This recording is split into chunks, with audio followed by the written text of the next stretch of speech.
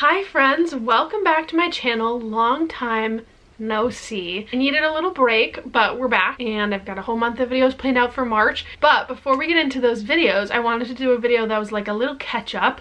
We're gonna do my February wrap up and my March TBR. Typically I do like TBR jar picks, my TBR, but I've just come up with a list of books that I think I want to read in March, and I'm gonna talk you through those in this video, go through the books I read in February. Hope you guys are doing well. Let me know in the comments what books you read in February that you loved.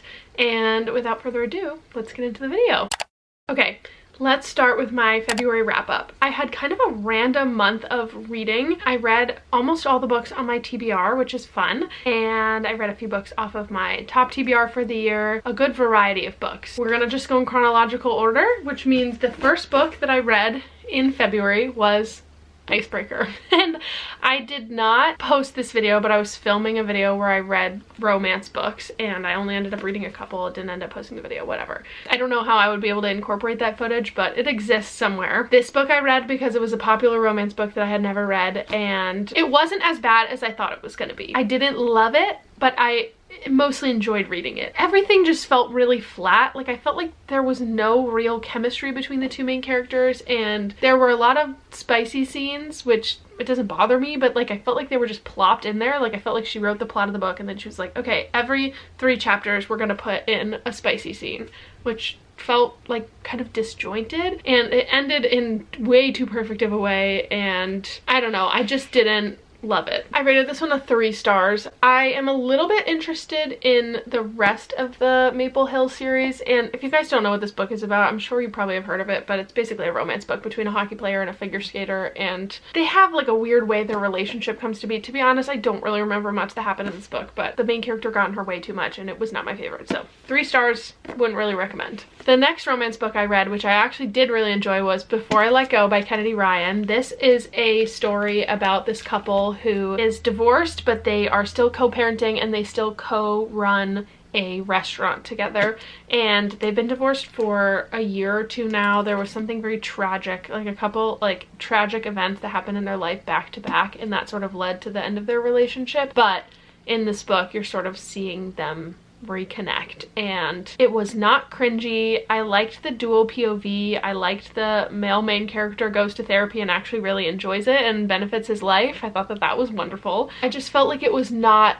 super unrealistic. Like, the way that they reconnected made a lot of sense. Like, their emotions felt really real, and I didn't find it cringy, like I said, which is the most important thing for me when reading a romance book. I rated this one a 4 stars. I know she has some more in this series. I think it's like interconnected standalone series about the female main character's friends, so I'm interested to read those, but this one I did enjoy. The next book I read on my Kindle. This was for my book club this month, and it is The Briar Club by Kate Quinn. I loved this book.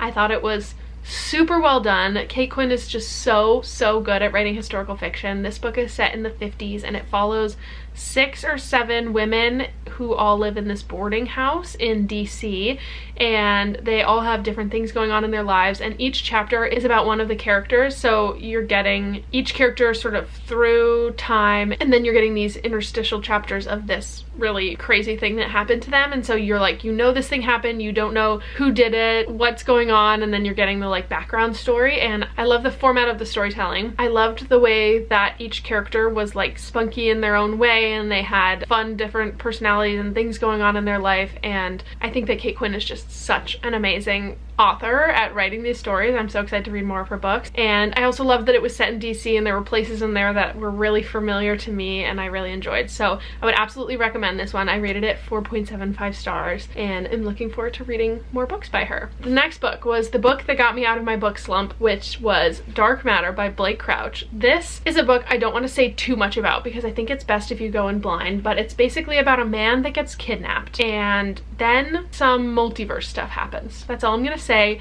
It was super well done. I read it in 1 day and it flew by, and I just really enjoyed this. I don't know exactly what it was about it, but I was reading it so fast and I just needed to know what happened next, and I really liked the way that it all ended. And I started watching the Apple TV show, which is okay. I feel like the book is definitely better, but would absolutely recommend this. I feel like this is a great sci-fi book if you're like sort of wanting to dip your toes into sci-fi a little bit. I feel like there isn't too much world building you need to understand everything that's going on in this book. And I rated this one also a 4.75. The next book I read was The Book Eaters. This one I did not enjoy as much. Basically the premise is, in this world there are these people called book eaters and they have to eat books to survive, and there are also these people that are mind eaters and they have to eat brains to survive, but there's this drug that they can take that makes it so they don't have to eat brains and they can just eat books. And the main character is a woman who's a book eater and her son is a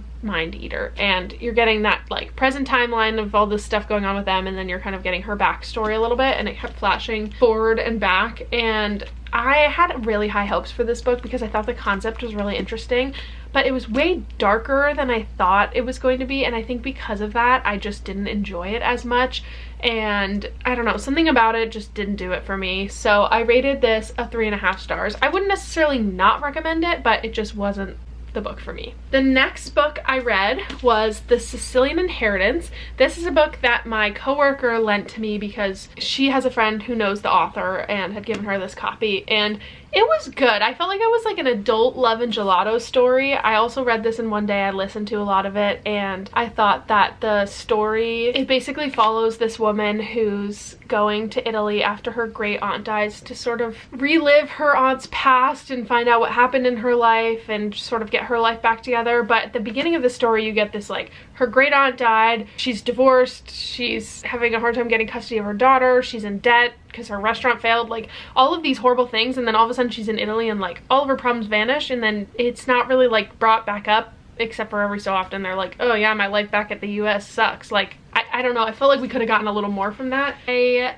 didn't hate it. I felt like it was just like a pretty classic book, kind of a mom book a little bit, and I rated it a 3.75. The next book I read was The Underground Railroad by Colson Whitehead, and this has been on my TBR forever. And I'm so glad that I finally picked it up. It was super, super good. It follows Cora, who's a slave in Georgia, and she escapes and is using the Underground Railroad to get herself further north. But in this book, everything is pretty much historically accurate except for one big thing, which is that the Underground Railroad is actually real. Like there's a real railroad and train that goes underground and is helping to transport slaves further north so they can escape slavery. And I think that sort of setup for a book is so smart, where you're telling a historical fiction story where almost everything is identical except for this one like very big piece. And I think that that was done so well in this book, where it felt like there was no reason to question it. I really liked the main character that we followed, and I felt like I really knew her. Like all of her emotions were told in such a clear way that I really understood who she was and felt like I was like in her shoes living her experience. I just thought that this book was really well done. I would absolutely recommend if you have not read this. I'm looking forward to watching the show now that I've finished this and sort of seeing this visualized. It is definitely an intense book, obviously, because it's about slavery. I don't feel like that's a reason that you shouldn't read it though. So I rated this a 4.75 and I would absolutely recommend. I feel like I had too many 4.75 stars this month and I should have given a little bit. I don't know, not as many of them had the 5-star feeling, but these are books that I could like reflect upon in a few weeks and be like, yeah, that one was definitely actually a 5-star. Okay, the 1 5-star of the month was The Library Book by Susan Orlean. This is a nonfiction book about the burning of the Los Angeles Public Library in 1986, but she's telling the story and also telling the history of the library, telling about libraries present day, and this is basically a book about libraries and why they're so awesome, and that's why I enjoyed it so much. And I thought that the way that she wove the story of this fire with her exploration, like learning about what happened in the fire and just like learning more about libraries, was so smart. Like I love a nonfiction book where the author is like going on this journey learning about the stuff with you. Those are my favorite types of nonfiction books. So this one was great. I would absolutely recommend to anybody who's ever stepped in a library, and I rated this one 5 stars. The next book I read, which honestly, I feel like I should rate this one 5 stars. After sitting on it for a couple days, I think I'm gonna change my rating on this one to 5 stars. This is Children of Blood and Bone, and this is a fantasy story about this kingdom where magic has been eliminated by the evil dictator, horrible king. And something happens where there's a possibility to bring magic back, and it basically follows these 4 characters that are on a quest, if you will, to have that happen. And there's an evil king, a very unpredictable ending, magic powers, subtle enemies to lovers romance plots. It's like everything you would want in a fantasy. The world building is so strong. It was done in a way that didn't feel clunky or confusing, and I feel like that's challenging in a fantasy, to make your readers understand what's going on in the world but not over explain. And I think that she did that so well in this book, and the ending really sold it for me. So I'm already reading the second book. I'm excited to get through this series. I think I will honestly fly through it in the next week or so, and I so enjoyed it. So this one is getting 5 stars. I made up my mind. And then the last book I finished in February was Deep End by Ali Hazelwood. This copy is a special copy from one of my coworkers who has a subscription box. I did this like special edition copy of it. This is a romance book that just came out last month. The female main character is a diver and the male main character is a swimmer, and they both go to school at Stanford and compete for Stanford. The male main character is an Olympian. He's Swedish. Anyway, they basically get together because they both find out that they are into the same things sexually. And I feel like the premise of that and the way that they had to like bring the characters together was a little bit strange. And they kept like bringing up like, oh, the stuff that we're into. And honestly, I feel like it was not as dramatic as they were making it sound. It was not that crazy what they were doing. I don't know. I won't get into it too much. Like if you've read it, you can have your opinions. Let me know in the comments. But I did enjoy it more than I thought I would, because the last Ali Hazelwood book I read was super cringy. And I said I would never read another book of hers, but because this one had a swimmer in it, I was like, okay, I'll give her one more chance. It helped that I didn't listen to it. I think listening to her last book made it cringier than it was, because I was hearing the words, if you know what I mean. But I also related to the main character in this one a lot. She has a lot of perfectionist tendencies and anxiety about the future and things like that that I could connect with her on, and I liked her growth and the male main character's growth through the book. It was good. It was not as crazy as everybody is making it out to be, and that's my opinion on Deep End. So those are all the books I read in February. Let's quickly talk about the books I picked out that I want to read in March. I am feeling on a roll with reading, so I'm hoping to get through all of these. Hair's coming down. The first book, which is my book club book for this month, is Project Hail Mary by Andy Weir, and I ended up buying this book because I don't think I could get it out of the library in time, but I read The Martian last year and loved it so much that I think I'm really gonna enjoy this one. I actually don't know what this is about. I want to go into this one blind, but it's a sci-fi book and I've heard amazing things about it, so I will be starting this one ASAP. The next book that I have on my like want to start and read very soon is Good Dirt by Charmaine Wilkerson. This is the same author as the book Black Cake, which I read a few years ago and loved. It was like family mystery, which I think is such a fun subgenre that I typically enjoy books from, and this book just came out in January or February, I think. So I got it out of the library. I'm really excited to read it. It looks like it's another family history mystery book. The next couple books are the 2 nonfiction books I have on my TBR this month. The first one is The Anthropocene Reviewed, which is the only John Green book I have never read. And actually he just released a new book, or he has a new book coming out this month, which I obviously haven't read yet. But I was a humongous John Green fan when I was in middle school. I read all of his books, and this one is nonfiction, and I've heard really, really good things about it, and I've got the audiobook checked out, so I'll probably be listening to this throughout the month. It seems like sort of a general human history nonfiction book, so we'll see what I think about this one, but I'm looking forward to reading this. This one's on my top TBR for the year. And then the next nonfiction book I got from this subscription box from Haymarket Books, and they publish a lot of nonfiction. They're like a publisher, and mostly like social justice-y genre of books. This one is called Perfect Victims, and it's about Palestine and the conflict and history of Palestine. I feel like that is something that I need to educate myself more on, and this was like my book selection last month. The subscription that I have is the one where you get a physical book. It's like $15 a month, and then you get the digital copies of every other book that is released that month. So then I can also read this on my Kindle because I have the ebook version of it too. So I'm looking forward to this one. I think I will learn a lot, and it's also not super long. So that's the other nonfiction book I have on my list this month. I tried to pick some books that have been on my TBR for a little while because I'm trying to get through books on my bookshelf, just basically trying to get books off of my physical TBR. So the first book is In the Time of the Butterflies. I think I am gonna really enjoy this one. I have had it for a few years now, but I have read one other book by Julia Alvarez, one of her newer books, and I really enjoyed it.